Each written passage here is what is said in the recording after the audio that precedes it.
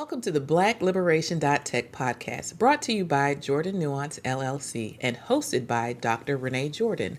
This podcast is a accumulation of Dr. Jordan's dissertation work and her passion for empowering Latinas, Afro-Latinas, Black women, and girls to navigate the academic and professional worlds with confidence and success. Whether you're a mother or guardian guiding a child through grades 6 through 12, an undergrad or grad student, someone working on a dissertation or thesis, or simply looking to carve out your niche in the career landscape, this podcast is for you. Each episode, Dr. Jordan shares her story, offers invaluable advice, and provides practical coaching to help you thrive in school, work, and beyond. Join our community on patreon.com/Black-Liberation.Tech and become a member for as low as $5 per month. As a member, you'll gain exclusive access to live recordings, impromptu academic and career coaching, and a network of like-minded individuals committed to mutual support and success. You're also welcome to follow Black Liberation Tech on YouTube, Instagram, Facebook, TikTok, and LinkedIn, or Black Lib Tech on X, formerly known as Twitter. Visit black-liberation.tech for even more information on Dr. Jordan's adventure in Inglés o Español. Tune in, get inspired, and let's embark on this journey together. Welcome to Black-Liberation.Tech, where your success story begins. Hello, everyone, and welcome back to another episode of the Black-Liberation.Tech podcast. I'm your host, Dr. Renee Jordan, and today we're going to take a look at a blog post from December 2018, and it is entitled Good Read. By the end of the semester, I was glad to throw becoming into the middle of everything else. Somewhere between November 26th and December 25th, I managed to read the whole thing. I must say, like reading any good book should be, it was an adventure. Make sure that you read more than your school books. That is all. So in this blog post, I'm referring to reading the former First Lady, the former FLOTUS, Michelle Obama's book called Becoming. It gives us an autobiography of what happens in her life from probably around first grade, if not preschool, to the White House. And so that was something that when it came out, I jumped on it. I read it really fast because I was fully engaged. And I actually set aside time to make sure that I gave it a good read because one of my friends was reading it for her book club, and I wanted to be done in time to make sure that I had the opportunity to contribute to the conversation that would happen at her book club. And we actually met at a restaurant, and I want to say it was Maggiano's. And so we were able to discuss the book. There were good reviews as well as other reviews, and some of the more positive reviews came from being able to listen to the book as opposed to reading it by itself. So in other words, reading the audiobook was a better experience for some people than just reading the hardcover book. And so what I thought was funny was that I could hear Michelle Obama in my head, if you will, as I read the book. And so I had inflections and all kinds of excitement and things going on. And so I can only imagine that having her to actually read the book would be even more engaging. So I want to encourage you today to read good books. Don't wait for your school to require it in your curriculum, whether it's your English class, even if it's your American history class or African American history class. Pull in the things that you want to read on your own and set time aside to read it. I would set 20 minutes aside in the morning and in the evening in order to give it a read. And any additional time I could spend, I would definitely pull that in so that I could get to the next part. I always look forward to what happens next in a good book. Now, the benefit of reading leisurely is that it helps you academically. The more words and terms, vocabularies, and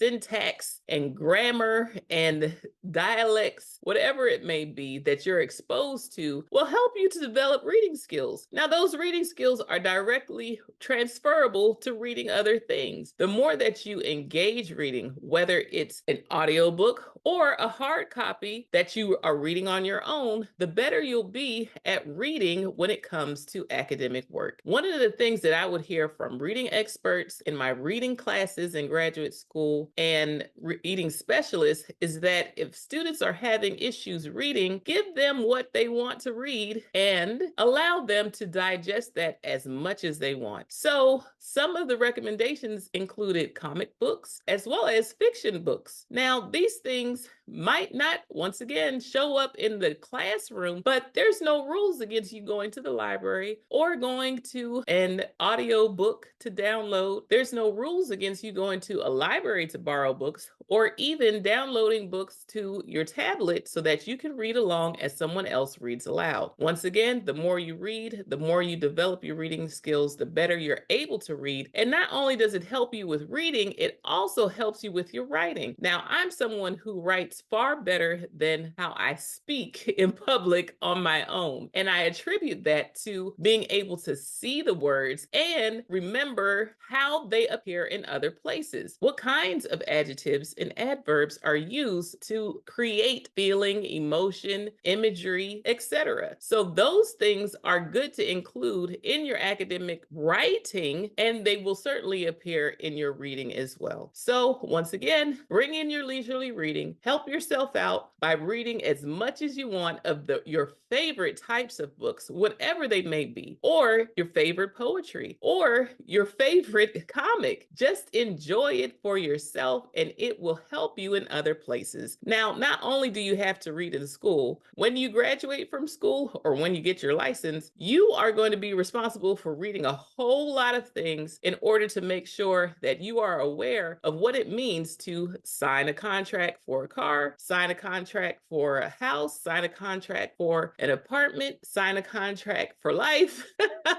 or even do your taxes. So the more you read, the more you know. Even when you read, be sure to look up the words that you don't know. So that goes for your leisurely reading, your academic reading, as well as any administrative tasks that you have to do as an adult or as someone who's progressing through school and has to be aware of what's happening next and what is required of you. For those of us who get distracted while you read, you might want to have the text read aloud as you read along. That way you can stay focused as you read. One of the accessibility tools that I use on my Apple devices is text to speech. That way I can highlight a paragraph or a page at a time and read along as Siri reads aloud. Now, if anyone catches me doing this, they'll notice that I'll actually have the speed way up. Why is the speed so fast, Renee? Because chances are, if I'm reading something that is very long in length, I might need to get through it really quickly. And the benefit of me being able to listen to it is that I listen faster than I read. Now,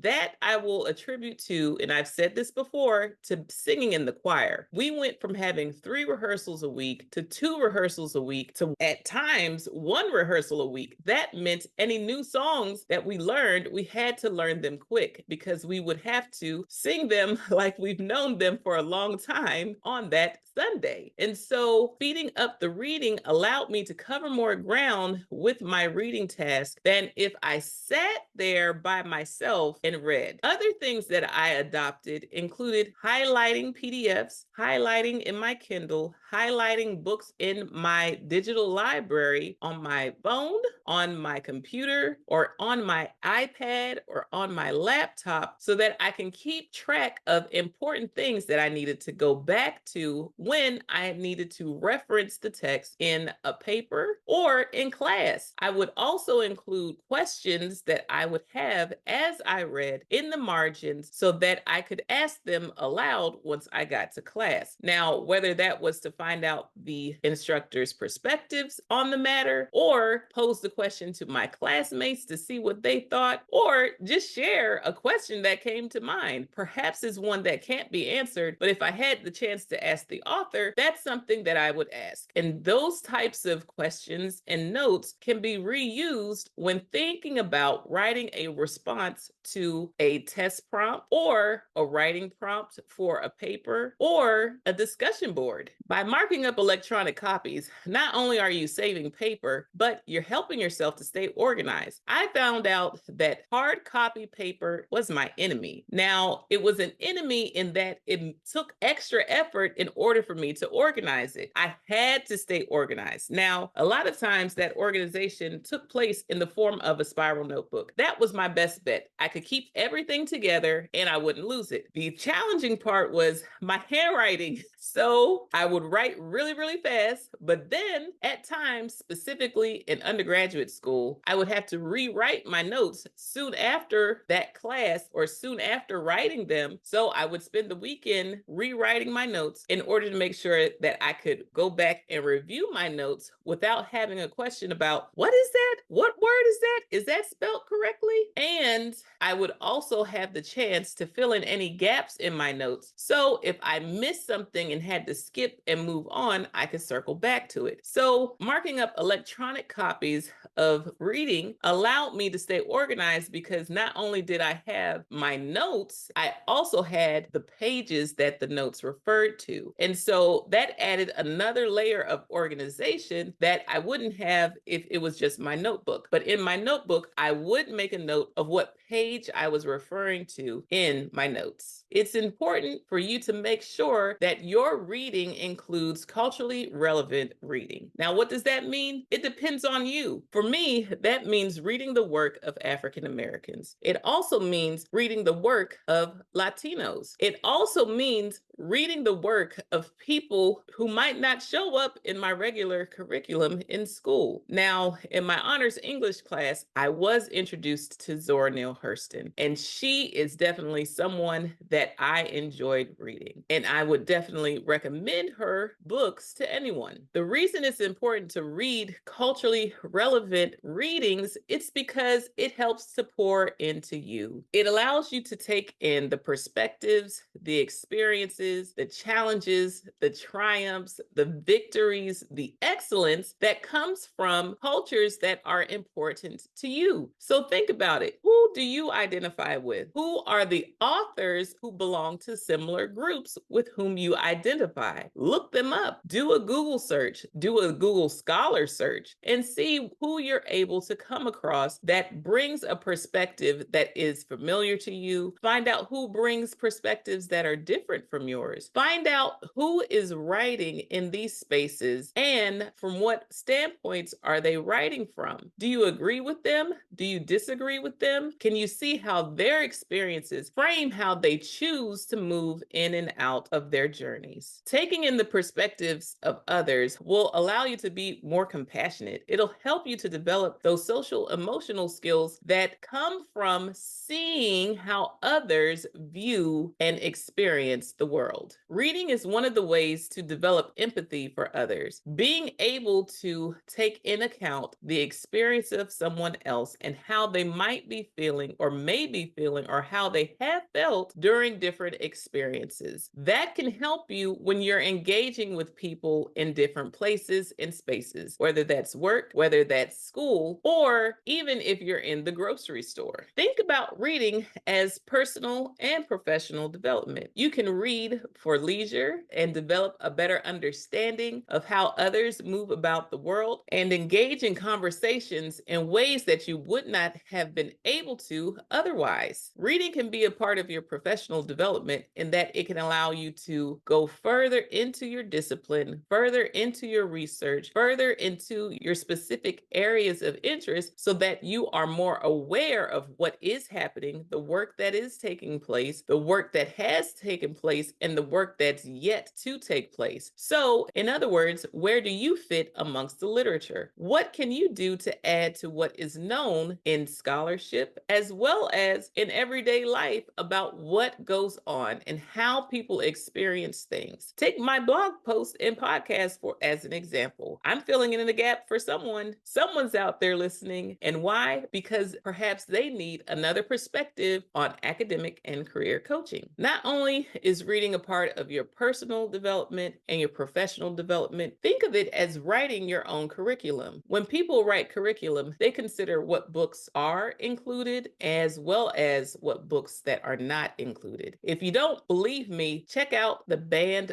book list in some states. There are some things that people don't want others to read. So instead of waiting for others to decide what you do read, go beyond what is required. Read things on your own. Think about what you are interested in and read all you want about it, whatever format it takes. One of the things that I found inspiring about becoming was that Michelle Obama could have been in my class. Now, she is a little older than me, but the experiences she had could have been the same as or similar to anyone in my class. That means greatness is inside of anyone, and it's up to you to decide what you do with it. Reading can also help you with your decision-making skills. Think about it. If you are able to consider not only your experience, but the experience of others when it comes to making decisions, then you're working with a larger set of resources, a larger set of reference points, a larger set of tools when it comes to making decisions for yourself, as well as making decisions that may impact others. Because you have the opportunity to take into consideration the decisions, the actions, the experiences, and the results of others, then you can anticipate what might occur if you move forward with a decision. And that is helpful when it comes to the choices you make along your journey. By reading what others experience and go through, you can also anticipate different responses. Not saying that somebody's response will be exactly the same, but you can see how people respond differently based upon their experiences and therefore be prepared for responses that vary. And because 1 + 1, when we're talking about people, it doesn't always make 2. Sometimes it makes 3. So once again, I want to encourage you to read, read, read. Find out what you enjoy, delve into it, enjoy it, tell others about it, find a group who has similar interests in reading, whether it's the same genre or just reading in general. Get in on it and ingest it and apply it wherever it might help you in life. Once again, thank you for tuning in to the Black-Liberation.Tech podcast, brought to you by Jordan Nuance LLC and hosted by Dr. Renee Jordan. We hope today's episode has inspired you and provided valuable insights to help you navigate your academic and professional journey with confidence and success. Remember to like, subscribe, and share, as well as rate and review the podcast to help it become more discoverable. Whether you're guiding a child through grades 6 through 12, tackling undergraduate or graduate studies, working on a dissertation or thesis, or exploring your career options, this podcast is here to support you every step of the way. Join our community on patreon.com/Black-Liberation.Tech and become a member for as low as $5 per month. As a member, you'll enjoy exclusive access to live recordings, impromptu academic and career coaching, and a network of like-minded individuals committed to mutual support